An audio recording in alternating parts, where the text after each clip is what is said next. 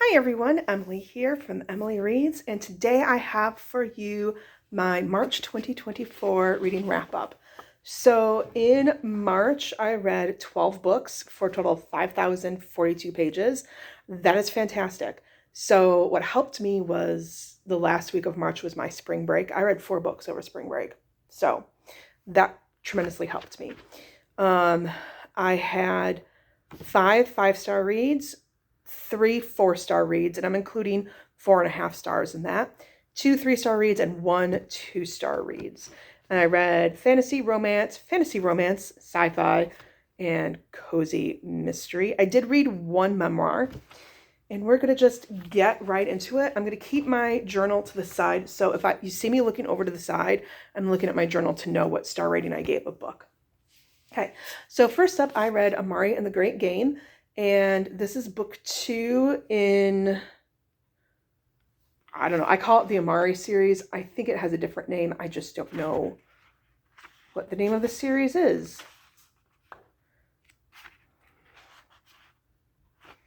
I don't know. So I gave this 5 stars. I really enjoyed it. The ending was not what I expected at all. It's kind of hard to talk about a book 2, but we follow Amari Peters, who in the first book, her brother has disappeared.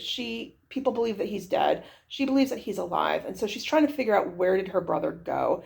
And her brother it turns out, leaves her this legacy to be able to join this summer camp as a junior agent. She learns that she has magical powers, and that has all sorts of consequences and ramifications for her. I really enjoyed book 1. I enjoyed book 2. Book 3 comes out later this year. I'm going to hold on reading book 3 because I want to get it in paperback to match book 1 and book 2. But thoroughly enjoying the Amari series. Next, I read Role Playing, which this was a reread. Excuse me. This was a reread. And actually, I started off listening to an audio, and my Kindle Unlimited subscription, excuse me, where I was listening to an audio ran out. So I ended up getting this for 50 cents because I used some Pingo credit that I had. It's in phenomenal condition. I love this book. I love that we get a romance with older people, like people in their upper 40s, early 50s, because older people deserve love too and have romance. So I thoroughly enjoy it. I highly recommend it. 5 stars. And then I read my 2-star read, which is The Woman in Me by Britney Spears. Look, I know some people loved this book. I did not. I had a problem with the writing style. This was great. I had fun. It was so meaningful. And I'm oversimplifying, but that's kind of how the writing style felt for me. And it drove me bonkers. And I think the ghostwriter was trying to convey the fact that she didn't have a very good education. She didn't have a very complete education. And so she was trying to convey that. The ghostwriter was trying to convey that voice, but it just made a very grating and jarring reading experience. I struggled with her take on events. And here's why. Do I think the conservatorship was a good thing? No. But we're getting one side of the story, and there were times where I really struggled with going, why didn't you say something to someone? It was just odd. So I don't know how I feel about things. And here's the thing, I don't want to victim blame. I don't, but I struggled with this, and there, it will be going on my Pinko shop. And then I reread Fourth Wing. I actually listened to it on audio, and the reason why is it gave me some good bonus points for Ramadan. And I still love Zayden. I still love Good Gravy Violet. I just had a blank there. It's been a long day. We're in testing season right now, fun times. And so my brain just is kind of like mush now. But I'm so looking forward to Onyx Storm when that comes out in January next year. I've already pre-ordered my copy. I cannot wait. Then I read Vicious by V.E. Schwab, and this one I gave 4.5 stars. So this follows Victor and Eli, and they are two students at a university, and they are studying adrenaline and near-death experiences, and how does that relate with people who are extraordinary or who have special powers. So it's kind of like a combination of like X-Men and Flatliners. And they were friends, and then they become competitors and enemies. And so I really enjoyed it. It was a very interesting concept. I did struggle with some of the characters at times, and I struggled with some of the pacing at times, which was why I bumped it down to a 4.5. The ending, I was like, whoa, the ending was cool, how it worked out. And I do want to see what book 2 brings. I've heard book 2 is not as good as book 1, so we shall see. And then I read Never Seen, which is book 4 in the Keeper of the Lost Cities series. So it just continues to follow Sophie Foster, who we discover in book 1 that she is an elf, but she's been raised as a human, and she learns when she's like 12 years old that she's not actually human, she's an elf, and she then goes to live with elves and learn what does that mean for her and what abilities does she have.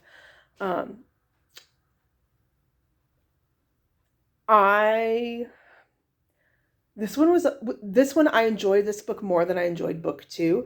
So I did give this book 4.5 stars. I did cry. It was sad. There was for sure a sad moment. And I did not want that sad moment to happen, but I understand why it happened, and it made complete sense. And yeah, I'm looking forward to reading book 5 soon. Then I entered my romantasy phase. So I did read ACOTAR, A Court of Thorn and Roses by Sarah J. Maas.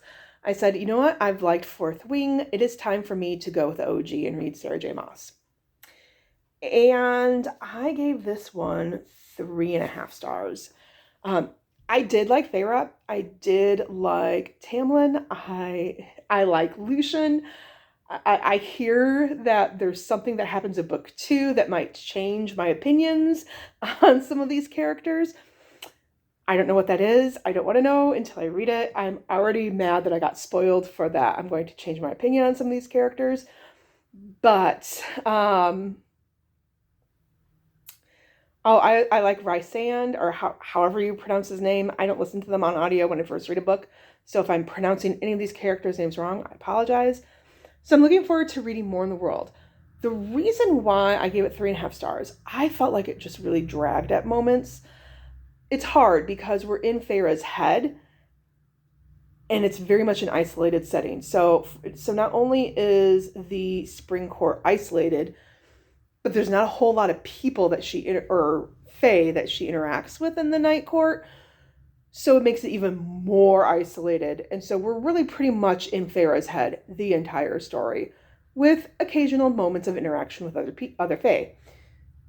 So that kind of is why it kind of dragged for me. But I'm looking forward to reading Akamath. So I'm going to continue on. Yeah. I'm nervous about book 2. Then I read Ready or Not by Cara Bastone, and I really enjoyed this. I gave this 5 stars. And this is a contemporary romance, and it centers around Eve Hatch, who she discovers that she is pregnant after a one-night stand, and that affects her relationship with Mira, her best friend, from childhood. And it also impacts her relationship with Shep, who is Mira's brother. And Shep kind of walks alongside her and really starts to take care of her during this time. And I just thought it was so delightful. And it was wonderful to read a romance where it was like, oh, you're pregnant, now you must marry me, because like I grew up in like reading romances written in the 80s and early 90s, and that was kind of, if there was a pregnancy, it was, you must now marry me because you're carrying my child and I must make this child legitimate, and we don't love each other, and so we're gonna get married and make this marriage work. Like, so that was not what this book was, and that's what made it so delightful. So then I read Red Rising. I read Red Rising by Pierce Brown, and I gave this 5 stars. Yes, I gave it 5 stars. So good. So this follows Darrow, and he is a red. And that's just, so each class of citizen is named after a color, and they have whatever coloring they are. So like if you're a gold, you have blonde hair and kind of tawny skin, and if you're red, you're more, or no, tawny is red, sorry, haha. If you're red, you have red hair and more reddish toned skin, from what I understand. But he is a red, and so he lives on the planet Mars, and as a red, he is responsible for mining helium-3 in the mines in the underbelly of Mars. And he's told that you do this so that way we can colonize Mars and eventually be able to live on Mars. And he learns that he's a slave, and he decides he becomes part of a rebellion against the system, and has to then join a school and infiltrate the system that's enslaving him to try to bring it down. So it's like how I would describe this is kind of like a Hunger Games and Lord of the Flies and Gattaca. If you're familiar with that movie with Uma Thurman and Ethan Hawke, it's a sci-fi movie that came out in the 90s, early 2000s. I don't remember when, but if you haven't seen Gattaca, I highly recommend Gattaca. There's a sequence in this book that I was like, this is a Gattaca moment now. It was so good. I cannot wait to read Golden Sun. It's coming soon to me. And I enjoyed Darrow. The other times where I was just like, dude, Darrow is just not smart. Like he's not smart. He walks into so many traps. Severo, freaking badass Severo. I cannot wait for more of Severo. I want more Severo because I want to be in his brain. That kid is stinking smart. And we need more Severo. I need to know more about him. So I thoroughly enjoyed this, and I cannot wait to read more Red Rising, or in that series. And then I listened to Iron Flame. So that was a reread for me. I know it gave me some really good bonus points for Realmathon because red cover and school setting. And my audio version had the red cover too. Thoroughly enjoy it. I have a theory on Violet's second signet, so I'm going to raise my hand. That's going to be a spoiler where I share my theory. If you don't want to hear that theory, skip over it, fast forward. When you see my hand lowered, then you can pick up and listen. But if you don't want to know what I think Violet's second signet is, then skip over as soon as I raise my hand. Okay, so here's what I think Violet's second signet is. So there are many people who think that Violet's second signet is that she can speak to the dead, or she could potentially resurrect the dead. I don't think that's the case. I think that Violet, when she was talking to Liam, when she was being tortured, and there's another moment when she talks with Liam, those are times when she's under extreme trauma, and I think she's disassociating then in order to be able to cope with the trauma. So I don't think being able to talk with the dead is her second signet, especially since her father's dead. And so if she could talk to the dead, she'd be talking to her father. She'd be going, hey, I need to know more about Venom lore. I need to know more about Wyvern. I need to know about the wards and how to recreate the wards. So if she can talk to the dead, she'd already be doing that and talking with her dad.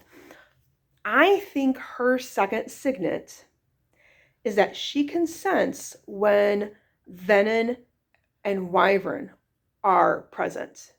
She's got a warning system in her body, because every single time that venom approaches or wyvern approach, she begins to feel nauseous.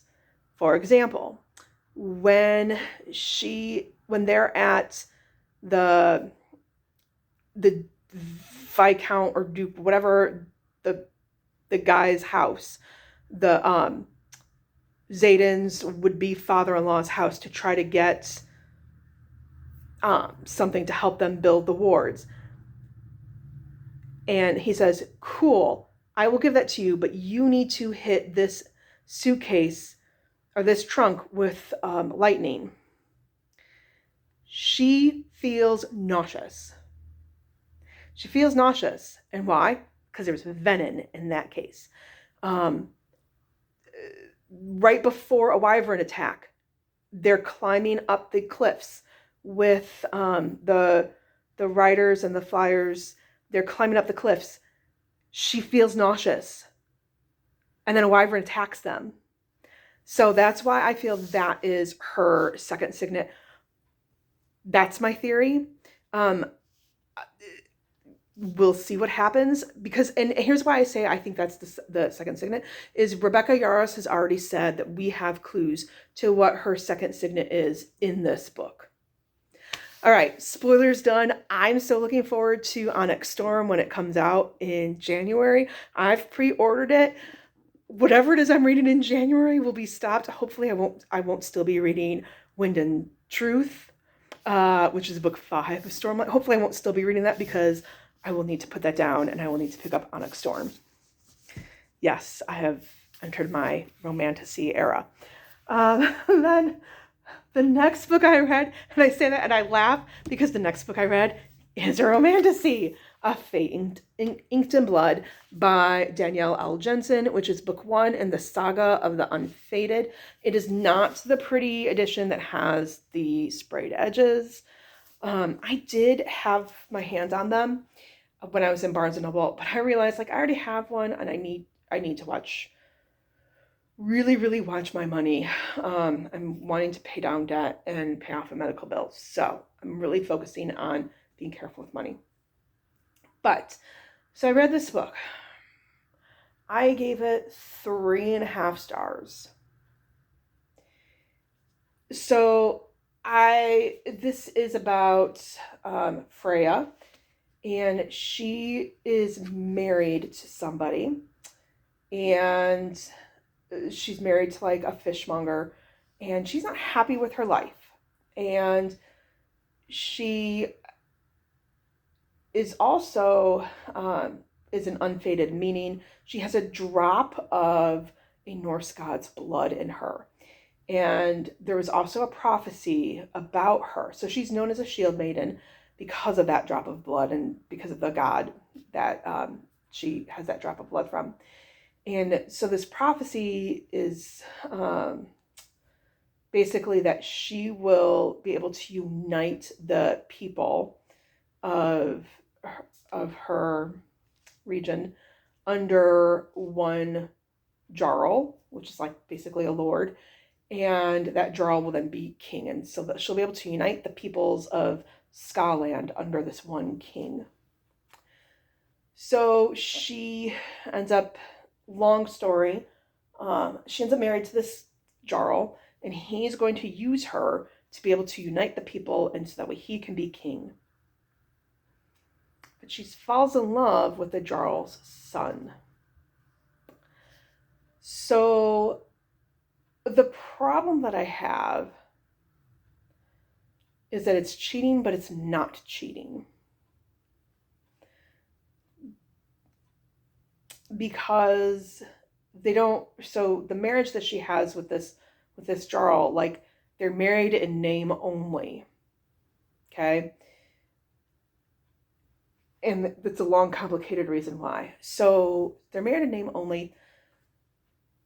So so it's complicated because one could argue like, well, is it cheating? Is it not cheating? And so that's why I was just like, ugh, why did this have to be a thing? And that bothers me. I don't like cheating tropes. It just really bothers me. And I really like the guy that she's in love with. Although she's kind of stupid. I don't know. So am I going to read book 2? Well, I'm hooked. I want to know what happens. But this isn't like a book that I can be like, read it. It's so fantastic because I have problems with it. Okay. And then the last book I read, I had to read a mystery for March Mystery Madness. So I read The Cat Who Ate Danish Modern by Lilia Jackson Braun. So I have a good chunk of these books. I found them on my free cart at my library. And this is book 2 in the series. So book 2 came out in 1967. The good chunk of the books came out in the 80s and early 90s. This one came out in 1967. And it's about Jim Quillerin, and he is a reporter at a newspaper. He's kind of down on his luck and is trying to get back and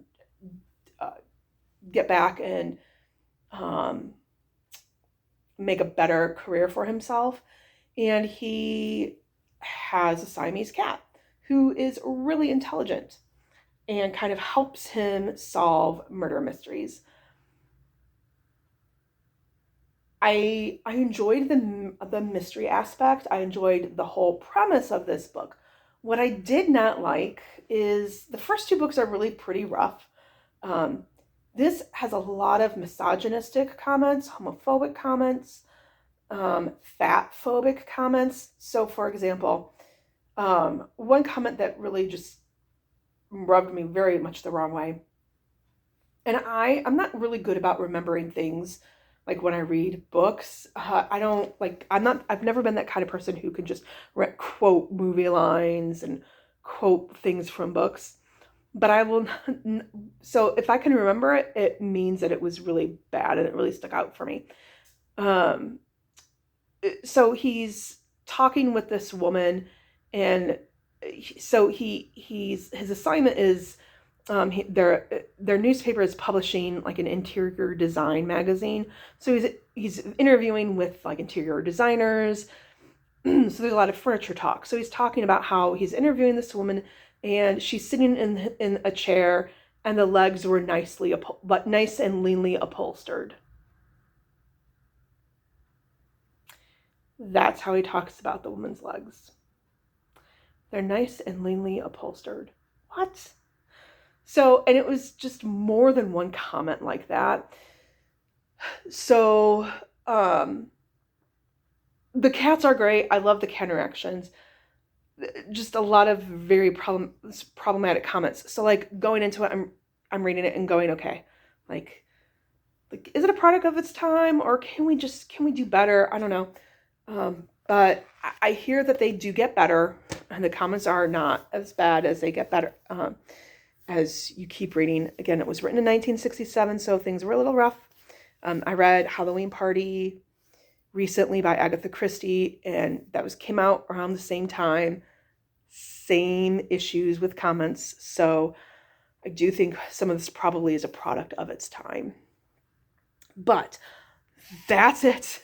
Thank you for sticking with this. Thank you for sticking with me through this video. Whew, I'm done for the month. Have you read any of these books? What are your thoughts on any of these books? As always, please like and subscribe, and thanks for popping by. Bye.